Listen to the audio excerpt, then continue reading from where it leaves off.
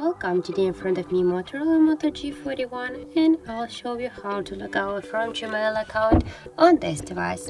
So first you should go to the Google folder and then launch the Gmail application.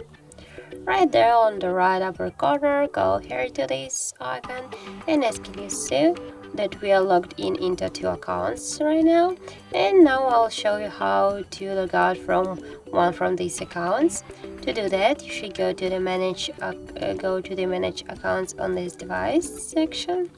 And here, as can you see, we got these our Gmail accounts, and just to log out from one from this account, for example from the first one, tap here there and tap here to remove account, and just to confirm your operation, tap here again to the remove account. Wait a few seconds, and as can you see, we just stay only with one login account. And now we'll check that in our Gmail application. So yeah, as can you see, we just stay only with one account, and that's how it looks. That's how to log out from the Gmail account in Gmail application.